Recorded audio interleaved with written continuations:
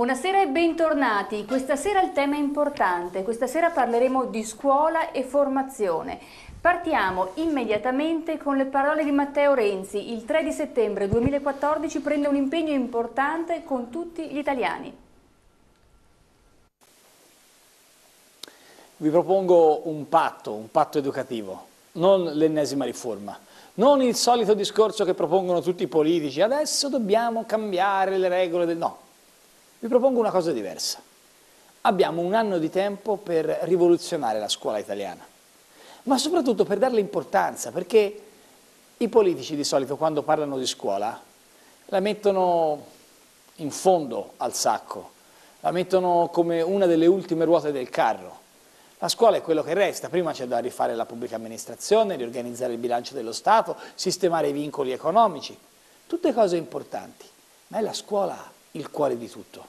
Se noi saremo in grado, nei prossimi 12 mesi, di ripensare a come l'Italia investe sulla scuola, allora costruiremo la crescita dei prossimi 20 anni, allora costruiremo un'occasione di bellezza educativa per i nostri figli e anche per le famiglie, che spesso vedono nella scuola non più un luogo dove stare sicuri, ma un luogo di preoccupazione. Pochi discorsi, concretezza, ruolo degli insegnanti. Noi diciamo basta ai precari e alla supplentite, però bisogna anche avere il coraggio di dire che si devono giudicare gli insegnanti e gli scatti di stipendio devono essere sulla base del merito, non sulla base dell'anzianità. 2. Gli argomenti di discussione, i temi, quelli che quando ero piccolo io si dicevano i programmi. Una grande campagna di ascolto di 2 mesi, dal 15 settembre al 15 novembre, perché ogni studente ci dica insieme alla sua famiglia, ai suoi amici, alla sua associazione di che cosa vuole parlare nella scuola italiana. È giusto o no dedicare più ore alla storia dell'arte, alla musica, all'inglese, all'educazione fisica e motoria? Io credo di sì, ma sarà bellissimo ascoltare la voce di tutti, perché la scuola non è del Presidente del Consiglio, non è del Ministro, è ancora l'organizzazione gestionale, non soltanto investendo sulle nuove tecnologie e sulla digitalizzazione, ma anche consentendo ai presidi di essere davvero in grado di esercitare l'autonomia. E i rapporti col territorio e l'offerta formativa, quante sfide abbiamo davanti. Noi oggi proponiamo il rapporto sulla scuola italiana. Dal 15 settembre al 15 novembre la campagna di ascolto, ci interessa l'opinione di tutti, nessuno si sente escluso. E poi con la legge di stabilità, cioè il bilancio dello Stato, mettiamo più soldi sulla scuola, perché mettere i soldi sulla scuola non è un costo, è un investimento per i nostri figli, per il nostro futuro, per l'Italia. Chi vuole bene all'Italia vuole bene alla scuola. Poi, a partire da gennaio, i provvedimenti normativi perché il 2015 sia l'anno in cui si inizia a fare sul serio, ma non ripartendo come sempre da capo, provando a cambiare la nostra mente e mettendo la scuola al centro dello sviluppo dell'Italia che verrà. Non è una riforma, non è l'ennesima riforma della riforma. Si tratta semplicemente di provare a credere in noi stessi, cioè di credere nell'Italia, cioè di credere nella scuola. Vi chiedo allora un aiuto, una mano. I giorni che ci aspettano sono giorni meravigliosi, non buttiamoli via. Abbiamo il coraggio di provare insieme a disegnare la scuola che verrà e forse anche così l'Italia tornerà ad essere custode della straordinaria bellezza che ha.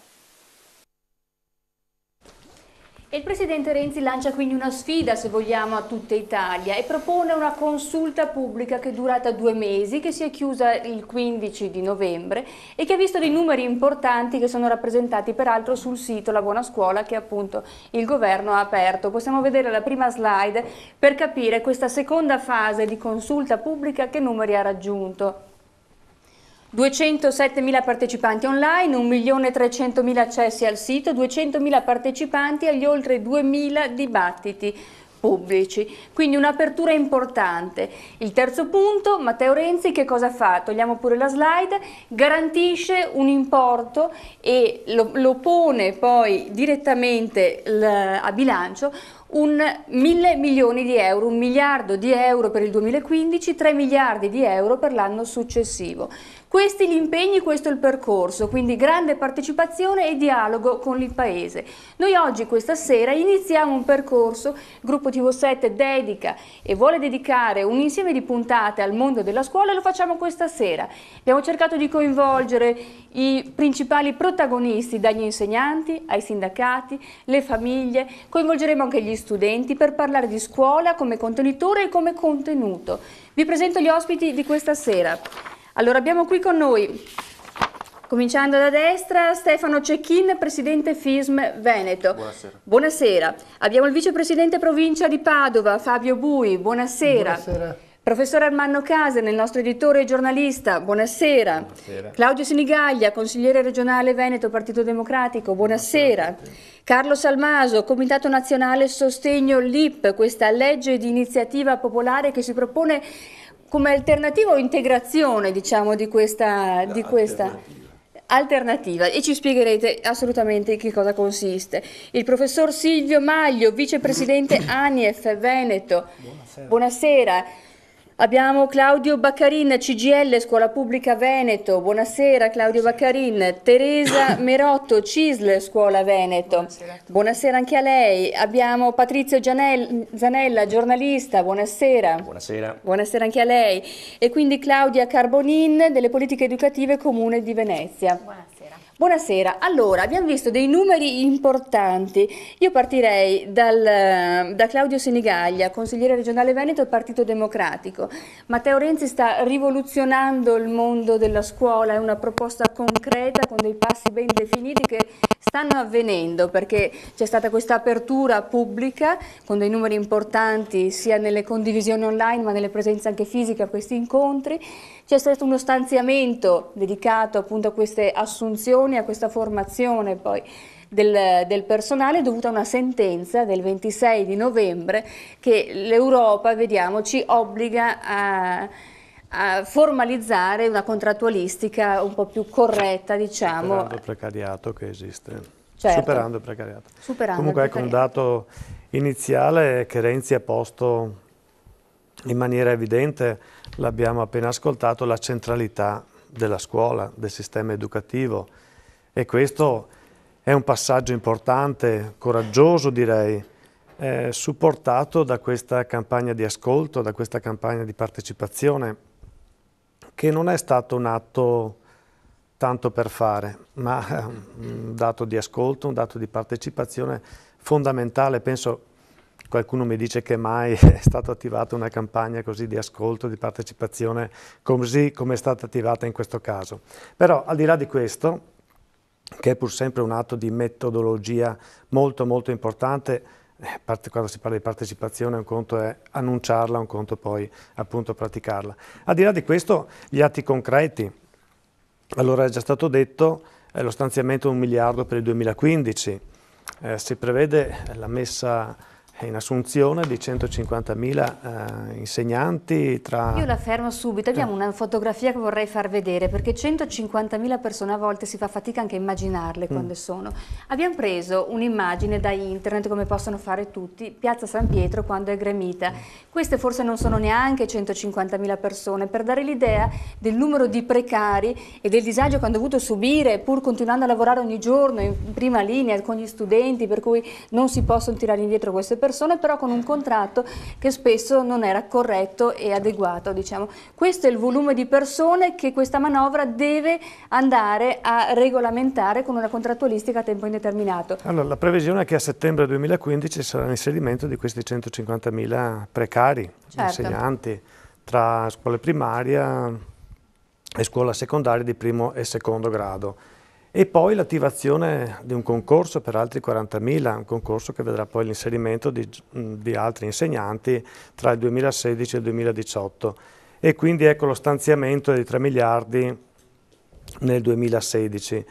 È chiaro che questo serve per superare la cosiddetta distinzione tra organico di diritto e organico di fatto. Si stabilisce qual è il fabbisogno di diritto, poi in realtà servono più insegnanti dal punto di vista concreto, e poi ci sono tutte le graduatorie per gli inserimenti per le supplenze brevi, gli insegnanti di sostegno, le attività curricolari, le attività didattiche. Con l'inserimento dei 150.000 si avrebbe l'autonomia scolastica, si raggiungerebbe l'organico funzionale e quindi ecco andrebbero veramente a dare la risposta a tutta questa serie di necessità che ci sono nell'ambito scolastico per garantire anche una didattica diversa ed è una grossa scommessa, una grande sfida questa che abbiamo di fronte. Oltre a questo c'è tutta la parte, enuncio così i nodi fondamentali, della formazione degli insegnanti e anche della premialità degli insegnanti. Si è parlato di merito, adesso c'è uno scatto anche di stipendio, chiamiamolo così, in base all'anzianità, ogni 7-9 anni, 4 anni, sì, c'è uno scatto di anzianità, a parte che siamo fermi con... al 2009. Sì. A parte questo.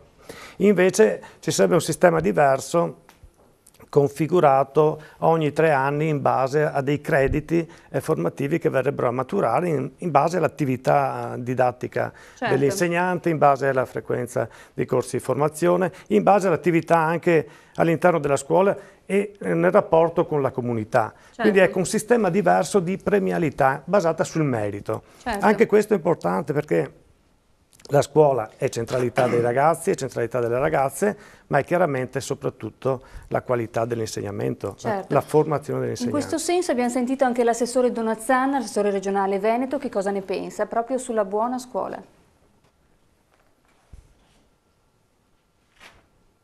La regia Il numero di corsi della formazione professionale che c'è in Regione Veneto non c'è da altre parti in rapporto alla popolazione e alla grandezza della regione rispetto alla formazione. Quindi noi abbiamo un piano importante, vale in Regione Veneto 84 milioni di euro e con 84 milioni di euro 19.000 ragazzi vanno a scuola gratuitamente. La Regione Veneto paga allo Stato, da parte ai cittadini del Veneto, una cifra importante, ne viene restituita una percentuale molto bassa. Di questa percentuale che poi noi destiniamo alla spesa pubblica e nei diversi servizi, abbiamo questo cappio vero e proprio che continua a stringersi attorno al collo della regione, che è quello della legge chiamata Patto di Stabilità. È particolarmente pesante in Regione del Veneto perché venne tarato dal governo centrale in un certo anno e in quell'anno la spesa della Regione del Veneto era una spesa molto bassa.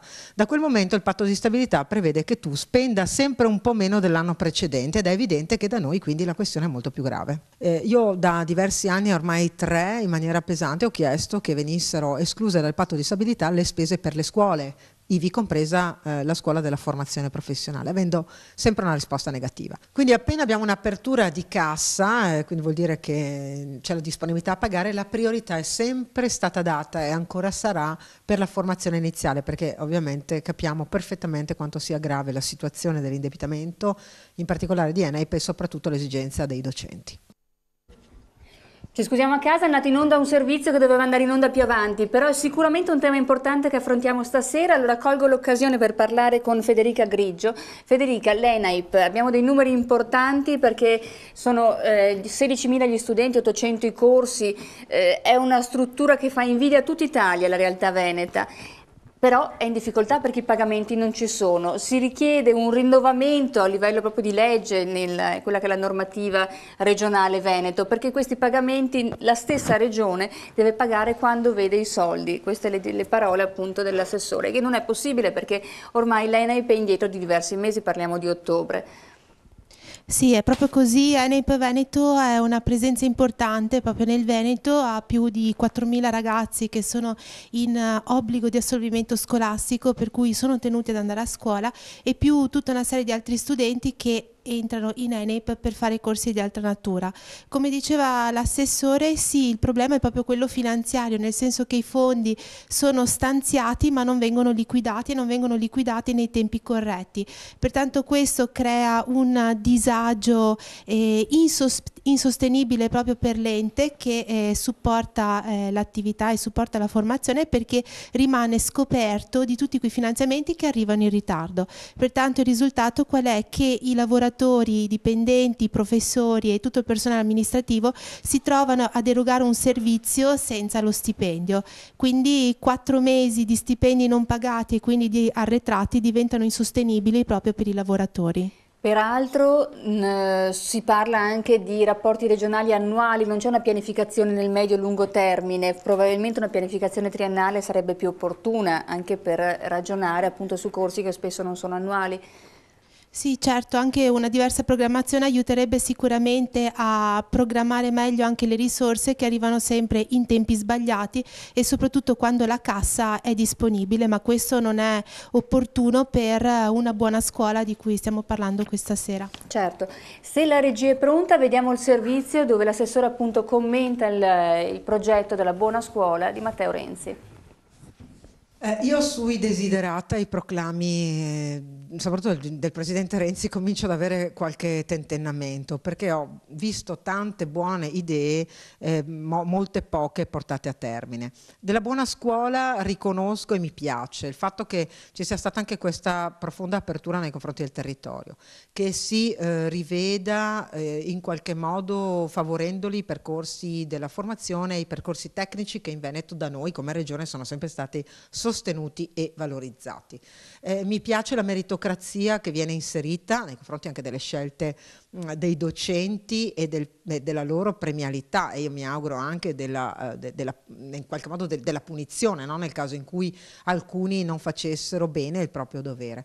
Una tanta attenzione alla qualità della scuola, questo mi piace. Ciò che mi piace meno è che si sta cercando di ricentralizzare tutto, si perde il dinamismo che in Italia esiste perché ogni territorio ha le sue esigenze e anche tipologie di scuole che abbiamo visto danno risultati anche diversi nonostante leggi uguali. Io avrei voluto sicuramente una maggiore autonomia da parte delle regioni, soprattutto di tipo organizzativo.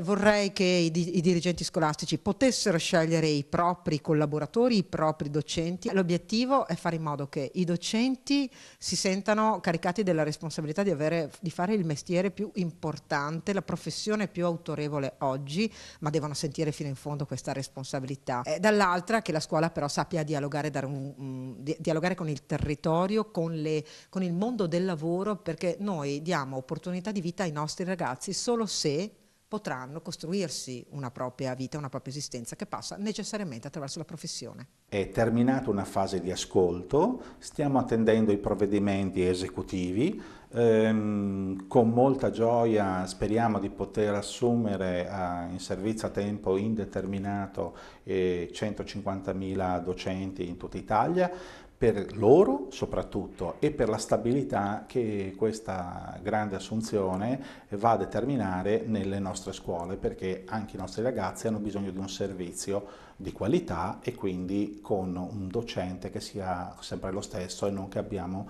un turnover, penso ad esempio agli insegnanti di sostegno che hanno un compito delicatissimo. Se non si arrivasse alla stabilizzazione di cui lei parlava, dei docenti, cosa potrebbe accadere?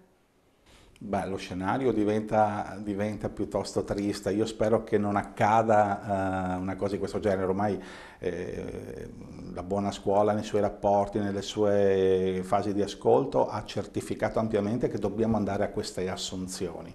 Se non si fanno queste assunzioni è lo status quo, cioè succede tecnicamente, devo dire, quello che c'è adesso, cioè si continuerà ad assumere delle persone perché i posti di lavoro ci sono. Non ci sono le persone stabili che li occupano, quindi andremo ancora una volta ad incaricare qualcuno temporaneamente per un altro anno. Una buona scuola che trova consensi a destra e a sinistra. I sindacati come si pongono di fronte a questa trasversalità politica, diciamo, che tutto sommato sostiene questa buona scuola, questa iniziativa? Beh, indubbiamente è abbastanza difficile non essere d'accordo con quelle che sono le parole di Renzi. Credo che un discorso di miglioramento della scuola, un discorso di stabilizzazione e via di seguito sia un qualche cosa che la scuola ha sempre ricercato e da questo punto di vista i sindacati hanno sempre collaborato per far sì che la scuola potesse migliorare. Occorre però tener presente che accanto alle dichiarazioni si tratta, noi qui viviamo nella scuola giorno per giorno, si tratta poi di vedere quelli che sono i problemi concreti e credo che sia impossibile cercare di risolvere questi problemi non confrontandosi con le organizzazioni sindacali per l'apporto che esse possono dare e per la conoscenza che hanno del mondo scolastico. Certo, del territorio proprio. Le faccio un piccolissimo esempio. Allora, si parlava di cosa succederà il 1° di settembre. Per intanto, al 1° di settembre succederà che entrerà in vigore la legge di stabilità, che rispetto a tutta una serie di aperture che poneva il Presidente del Consiglio, ci saranno invece una serie di chiusure che metteranno in difficoltà la scuola invece. E queste, a differenza della buona scuola che ha necessità di decreti... Parliamo dei tagli delle supplenze brevi, parliamo degli insegnanti di ginnastica per livello provinciale. L'esonero del vicepreside, diciamo così, i contributi che sulle supplenze, se si sfora una certa soglia, vengono poi decurtati dalle spese di funzionamento della scuola stessa, per cui la scuola, che già adesso ha pochi soldi e difficoltà, mi riferisco qui soprattutto agli istituti comprensivi o via di seguito, lei provi a pensare, faccio quest'ultimo esempio, dove ci sono i collaboratori scolastici, quelli che una volta si chiamavano bidelli, che più correttamente adesso si chiamano collaboratori scolastici, dove ci sono dei plessi che c'è un collaboratore scolastico al mattino e uno al pomeriggio. Fino a 7 giorni questi non possono essere sostituiti. Che cosa succede se una mattina ne mancano qualcuno di questi? Occorre fare tutta una rincorsa dagli altri plessi e via di seguito. Per non parlare dei presidi che magari gestiscono più scuole contemporaneamente per assenza proprio di personale specifico. 100 reggenze nel Veneto, vuol dire che nel Veneto su 600 scuole 100 sono rette da un dirigente che è a scavalco, diciamo così. A scavalco, quindi gestisce più scuole contemporaneamente, dislocate magari in posti completamente diversi. Con tanti plessi, con tante sedi e via di seguito. Ora, dico, accanto a un discorso di massima ampiamente condivisibile, si tratta poi di vedere, e la legge finanziaria è quella che poi va a calibrare, diciamo così, quelli che sono le modalità. Quindi il dirigente che si trova ad avere una scuola da 2000 alunni più un'altra di 1000, con un totale di 15 plessi, gli viene tagliato quell'unica persona che aveva, ad esempio, che collaborava con lui e quant'altro. Noi andiamo in pubblicità e poi torniamo per vedere chi potrà essere assunto a tempo indeterminato in ambito scolastico. Parleremo col presidente del sindacato che è riuscito a vincere questa battaglia in Europa.